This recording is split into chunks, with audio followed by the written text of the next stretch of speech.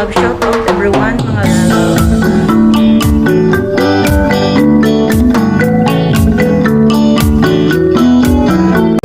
Shout out everyone, mga loves. Dito ulit tayo. Dito ulit tayo sa aking kusina. Mamding kusina. Ayan. Nagluluto-lutuan na naman.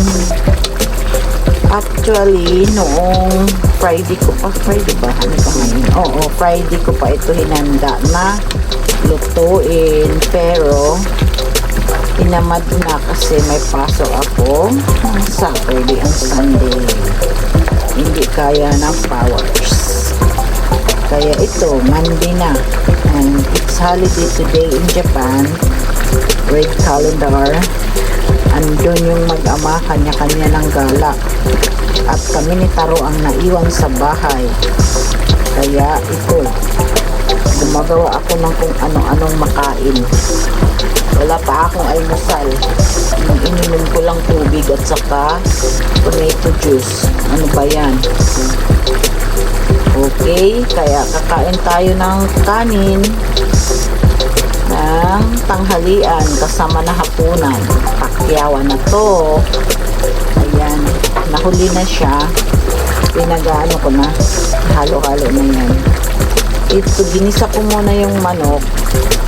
Yan yung mga pangsahog niya. Yan. Bawang, sibuyas. At saka itong ano kasi hindi ako mahilig mag-isa-isa dito. Gusto ko kasi diretso lang. Parang hindi ko feel na ginigisa-gisa siya yung mga itong carrots at saka ano. Gusto ko talaga yung hinahalo na lang siya. Basta iwan ko lang. Kanya-kanya tayo ng trip. And nilagyan ko na siya ng asa na ba yung ating luya. Meron na po siyang curry powder. Pinas curry powder po tayo. Yan. Craving. Ano nga ba yun? Ito na sa baba. And yung huli natin ilalagay, may gata na rin po siya kalahati.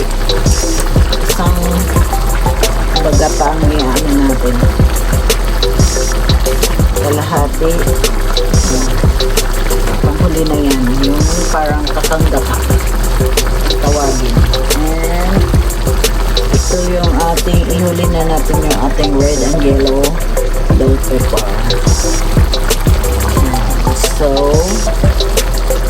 hintayin muna natin maluto. Sandali lang naman kasi ito eh. And kakain po si Hanami nito. Ewan ko yung asawa ko. Kakain ko yung akin. Magdagdagan muna natin ang tubig at konti pa.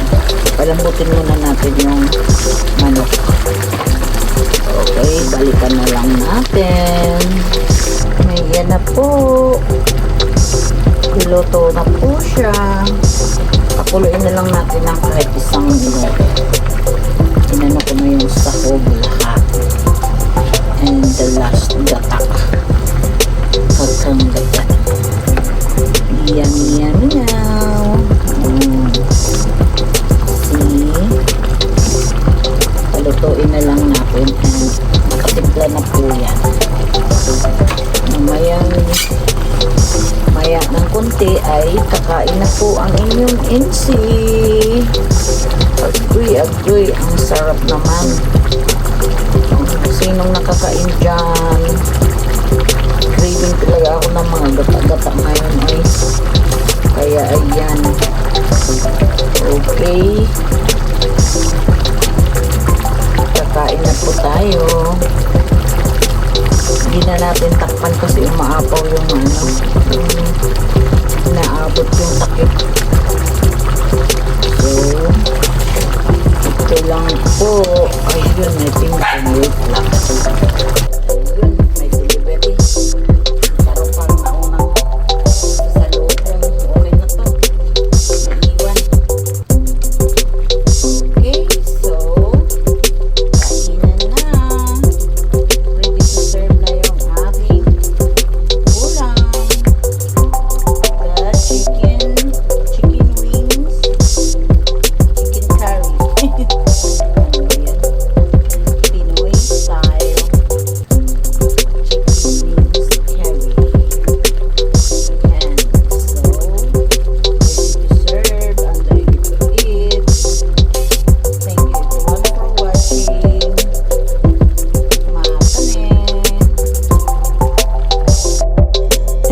Ito naman po yung ulam ng mag-ama. Magkaiba po kasi ang ulam. Mostly hindi sila kakain ng may gata. Ang anak ko minsanan po kakain siya ng chicken curry. Kaya lang, iwan ko lang kaya ngayon. Bahala na si Batman basta. Mayroon silang kanilang ulam. May iba silang ulam. Yan. Pagka kasi ako nag-crave ng Pinoy ulam, ayan, nagluluto ako. Bali, 2 putahe po ang niluluto ko tuwing kainan. Yan, tiyaga-tiyaga ang ina. Kasi hindi naman pwedeng pakainin mo lang sila ng kung anong lutuin mo. Yan. Ito yung paborito ng anak ko. Tanggalan muna natin, ipa-golden brown muna natin. Ang ito siya, slice bili. And tadang, lagyan po natin yan ang kanyang favorite na kimchi. Super madali lang po siyang lutuin mga lalabs. Ayan. Yan lang po ang lagi niyang nire-request pag yung madali ang luto na lang ba. 2 ingredients lang yan. Oh. Diba? Halo-halo to the max na lang po yan. Kasi kumpleto na naman siya. Yung gulay at saka yung lasa niya andyan na po. Depende na lang kung sa huli titikman natin siya kung okay na yung lasa niya. Kaya ayan, super dali lang po. Walang kahirap-hirap. Diba? May paiwan-iwan pa ng sandok sana. Ganyan lang ka-chill magluto. Ayan, yan ang kainaman. Kahit ano-ano na lang lulutuin, basta panlasa nila. Wag lang yung may bagoong at saka yung may mga gata-gata. Yan. Kaya tiyaga-tiyaga lang ina. Ganito talaga ang buhay sa ibang bansa. Matuto tayong makisama. Yan. Hindi laging ang gusto lang po natin ang masunod. Yan. Kunting pakulo-kulo lang. Sandali. Wala na. Tapos na. Pwede nyo po yung gawin. Kimchi lang po at saka kung baboy or manok or bahala kayo. Pero ang request talaga, ito ang favorite ng anak ko. Yung butabara. Yung pork belly, sliced pork belly. Yan, with kimchi. Ako naman yan, pag sa akin yan, lalagyan ko ng suka yan. Parang adobo. Pero in fairness, nakakakain na po ako ng kimchi. Yan lang po mga lalabs. Luto na po siya. Ready to serve na po. Thank you for watching again.